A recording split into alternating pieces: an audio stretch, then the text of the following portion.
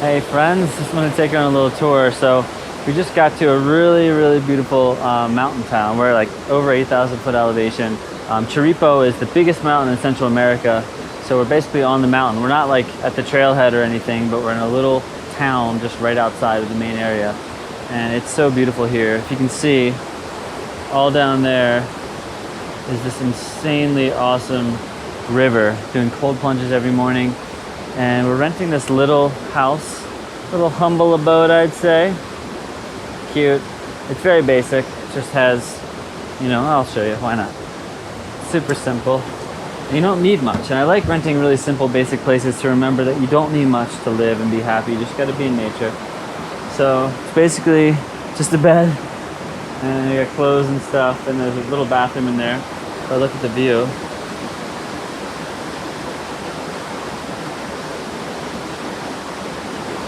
and then, of course, one of the best parts of any house,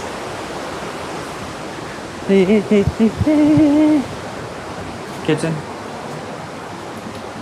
So I'm just making a really simple meal.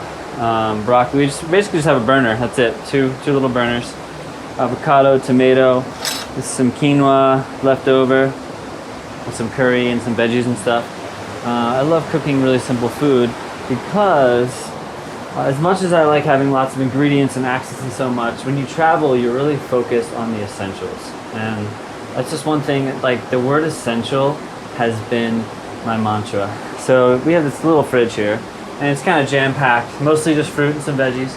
The papayas here are amazing. And same with the pineapples, best I've ever tasted in my life. Some avocados, some bananas, a couple frozen bananas up there, broccoli, some cooked quinoa, carrots, mango, a few other things. Actually, I should show you this. This is the papaya seeds, and papaya seeds are actually really good for like parasites in your stomach and stuff. So even though they're spicy, when I first learned about them years ago, I thought they were poisonous. I got misinformation, but they're actually really amazing. So one of the things I wanted to just talk about today is essentials.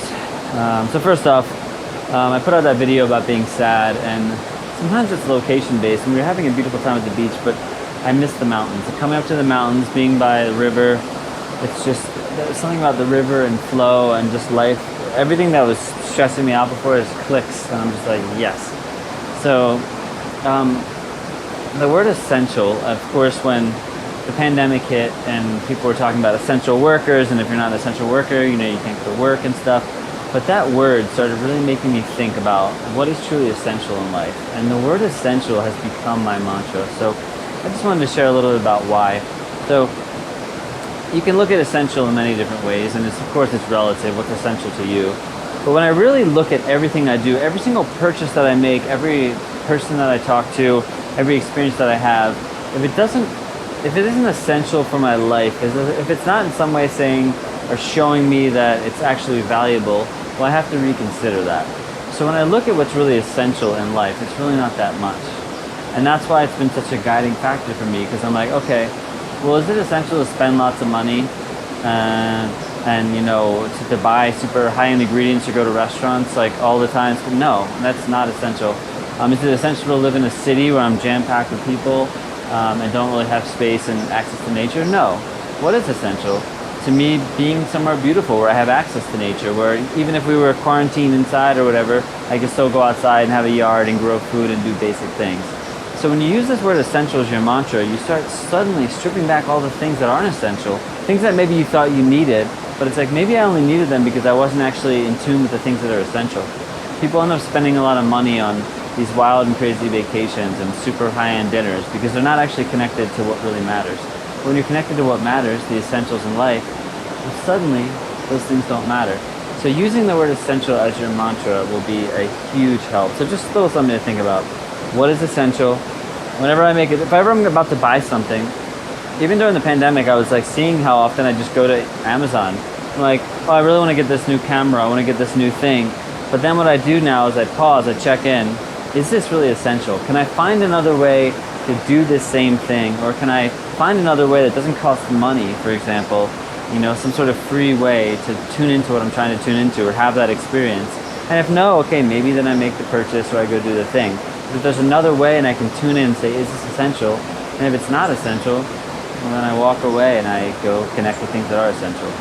And the basic things in life are very simple, and it doesn't cost that much money. And when you're around the people you love and care about, tuned in, doing things that you enjoy, being in nature, you don't need much else. So you don't need to necessarily have some high-paying job and work your ass off to try to find some fulfillment and buy all the things you want, because all the things you want are probably just waiting out there for you.